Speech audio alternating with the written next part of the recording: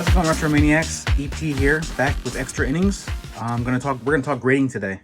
Okay, me and Mike are gonna send in another order. I've had some very good fortune, very good luck. I'm not gonna deny it. I've been very lucky about the cards I've sent in. I put together a few more. I'm just want to go over a few of the cards that I decided not to send in. I mean, the last order, not everybody, but people who watched it and watch our shows know that I got a couple 10s, including this the Mike Trout rookie card, which I never expected. Some really good grades. I seem to be getting good grades, and I told Mike this is the time that I'm going to get the bad grades, and hopefully that reflects well on his cards. Hopefully they're like, well, we can't give every card in the order a 6. So hopefully he gets the 10s this time, because I'm guaranteeing you I'll have at least 1 6 out of this order. Hopefully nothing lower than a 6. I don't think they'll be lower than a 6, but we'll get into that in here in a minute. First, I'm going to go over a couple of the cards that didn't quite make the cut. This Ollie Watkins Prism, green Prism, Tom Brady from 2003. And it's not that I'm not going to send these in eventually. It's just that I had other ones that a little more pressing. Like this is this Ray Allen from Z-Force. This is the one that I'm going to send in for my graded rookie collection. Here are a couple finest rookie cards that are numbered for from last year that I'm sending eventually, but I don't think they're going to be. I don't think that they would move as quickly at the card show. Which again, I'll get into that here in a couple minutes. Again, here's another PC card eventually. A Russell Wilson Topps base, just a base rookie card. So again, not a ton of money. If it would come back at 10, then maybe I would consider selling it. Same thing with this Peyton Manning. This Peyton Manning pulled by me back in 1998. Like if this came back at 10, I would have to consider selling it. But otherwise, it's a PC card. Same with the Science Ward card. And then same with this Terrell Owens SP Authentic. I think this is probably an 8 or 9 anyway. I don't think it's going to come back at 10. But anyhow, didn't want to put too much PC stuff in here. Last show, I sold a bunch of my stuff, so I want to have some new stuff in my case. So I'm trying to get some stuff for in the case. And then a couple Tyrese Maxey's that are centered really well, and no scratches, and I'm gonna send those in. They're just base though. Here's the best Allen Iverson insert as far as condition that I have. So I think this is probably a 10, but that was actually really close to making the cut. Same thing with this Griffey. This Griffey, to me, it looks like it's thicker on this. Like it's thicker on this side, and then it's one of those cards where I turn it over and it seems a lot more even if I turn it over. That's a trick that our buddy Alico3 does, and that has really helped me kind of see a lot of stuff. I also have the centering tool, which you pop that on there and it looks pretty good. But anyhow, this is centered pretty well. And then I got this Interleague from Topps. It's the Chrome card. I think it was maybe a finest insert. I don't think it doesn't have Topps Chrome on it. I'm not sure, but yeah, Griffin. I think it's Vinny Castilla, Dante Bichette. So, and then I have what was the Altuve numbered to 50 or 99, 50. And then this Electrifying Fleer Ultra, which this was a card that was going to be used. I was going to use this as a 3 cards card, but then I checked the price. Like, oh well, it's a $30 card, so I probably am gonna not. And also looking at it, it's really nice shape. I don't think I ended up using it. I thought I stopped myself because of the price. And then this will be my Randy Ross rookie card that I want to have a rookie of metal. I realize it's in a college uniform, and I get dinged, when I pick a college uniform card. But I don't mind Randy Moss in his Marshall uniform, especially like this metal card. That's a cool card. So anyhow, they missed the cut. A lot of PC stuff in there, so I probably should have mixed in one more PC card, but I didn't. This card was going to be in. This made the last cut. It looks centered really well. Like some of the Prism football was centered horribly, but this is centered really well, and it's a silver hollow, you can see. But if you look at the bottom there, you can see a couple little flips, like little things right there. And then if you look really close, I don't have a macro on my camera, so you're probably not going to be able to see it. But if you look really close, you can see there's a ding, like kind of a ding that when it was being cut, it just didn't get cut right. So I mean, it's nothing. In my opinion, it's a normal thing that probably happens to a lot of Prism cards when they're cutting the cards.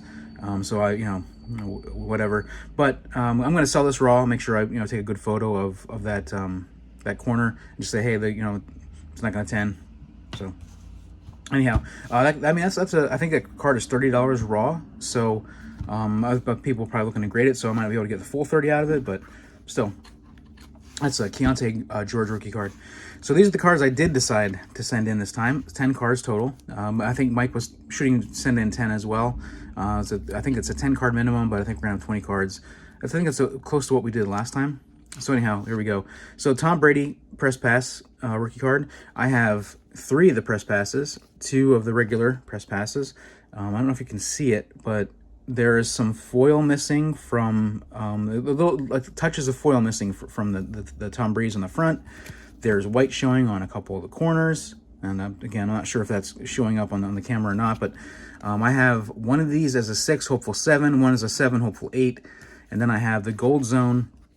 One of the gold zones again. That one also has some foil missing from the front, this foil on the front, and some white showing. So 6, hopeful 7 on the gold zone.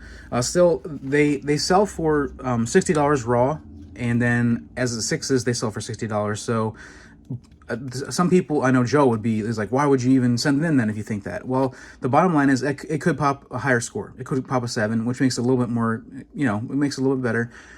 And also, I just like having them graded, so when I sell them, think of it as a convenience fee. I'm paying $15 to have PSA put the 6 on it, so then when I sell it as a 6, people can't say, okay, well, I want to return this because it's not gradable. So I just wanted to, I'm going to be selling it to a collector, but more importantly, I am eliminating the hassle of having somebody say, oh, I don't want this, I'm going to send it back. So then this specific rookie card, I think this is a 7, hopeful 8. I think it's a very, very, very outside shot at a 9, but it would be pretty cool if it came back a 9. Again, these are all of the Brady rookie cards I have left. I have 4 Brady rookie cards left. One of these will be my PC card. Man, if one came back a 3, that'd be a great card to add to my collection. I would, I as a weird oddball type collector, that'd be great. So anyhow, but yeah, Pacific, I think along the same lines, kind of a grade. And this one's a bit shaky, a bit scary. I'm sending in a thick card, a jersey card, but it is a Tom Brady jersey card. I'm excited to see what they say about it. It is super, super clean all the way around. Numbered to 250. Tom Brady jersey card from 2003, I think it is. Let me look here. Yeah, from 2003. So it's game worn. There are not a ton of these out there. I think the last sale was raw. I think it was auctioned for $81. So it'll be interesting to see what they do with that. Again, this is another one where, you know what, I'm not an expert. I think it looks super clean. I think it looks like a 9 or a 10, and we'll see what PSA does to it. But again, it's one of those deals where I'd rather have it graded. That way, when people get it, there's no question when they purchase it what they're getting. So here is a Babe Ruth Diamond Collection. This card replaced the Keontae George card. I decided to put this one in. This is Diamond Collection from 2011. 2011 Topps famously has this is from Topps Update, so that's the same set as the Mike Trout rookie card. So you're going to be difficult to find much unopened. If you want to try to get unopened stuff, it's super expensive. So they're not pulling a ton new of these. And this one's centered up really well. One of my concerns was, and again, I don't know if it's going to show up, but on that top right hologram, there's some little specks that looks like it's missing some foil, but it's actually part of the design. I saw some PSA 10s online, and they all have the same thing. So originally I thought that, well, if I send this to SGC, maybe they'll be a little lighter on that was one small issue. But again, seeing the PSA 10s, I'm pretty confident that this one's going to 10. This one feels like this was probably going to end up being a 9. I think it's got a shot at a 10, but this is a PC. As a 9, I'm going to not be able to make any money off of a raw sale. At a 10, I think it's maybe $60 or $100. So, but this is a PC card. This 2012 Topps Gypsy Queen, as everybody knows, back in 2012, Gypsy Queen was the set. Man, I opened 3 cases of it, and I got a lot of awesome cards, sold a lot of awesome cards. But this is probably my favorite card, one of my favorite cards from the set. Just the base card, but I'm just setting this is mostly like a PC type thing. If it comes back at 10, I'll probably sell it, but this was from my personal set that I saved. So here is a Bryce Harper 2012 Allen and Ginter rookie. Again, this looks like a 10 to me. Corners, edges, surface, centering, all looks good to me. So I'm hopeful that comes back at 10. Same thing with this Randy Moss X-Fractor. I believe I used this on 3 cards one time. It is super well centered. It doesn't. There are none of those refractor lines, X-Fractor lines that they can get. It just is super clean, and it's only a $5 card, but you know, obviously in the PSA 10 it would do well. So it's got kind of has the 10, but it's a really cool card, and I will definitely consider selling it if it comes back at 10. I think it probably will. And then this Shrine Time Barry Sanders, I think this was another one of those ones. Now, I actually used this one, I think, on 3 cards. But yeah, I think this also was like a $30-ish card. And if it comes back at 10, it's from 1999. It is super freaking clean. They're really tough on cards from the 90s, but this one is super, super, super clean. I will be upset. I don't know if I've ever been upset by any of my orders that I've got from SGC or PSA. If this comes back anything less than a 10, I'm going to be upset, because it is almost, immaculate is a strong word, but it is at least a PSA 10. Maybe it might not be a BGS 10. I don't know what, you know, the difference would be, but I mean, BGS 10s are supposed to be perfect, where PSA 10 can be a 9.5 to 9.6 to 9.7. So anyhow, yeah, I feel like it is super clean. There's nothing on any of the corners, nothing on any of the edges, and it looks centered super well to me. So we'll see. That's one of the real tests. That one and that Brady jersey card. I mean, clearly, you know, they are really tough on thick cards. So we'll see what happens with those two. So there you go. That's a little bit of grading talk. We look forward to watching that reveal when we get the cards back. Mike said that he's going to send some of his cards possibly right to the vault, depending on what kind of grades he gets.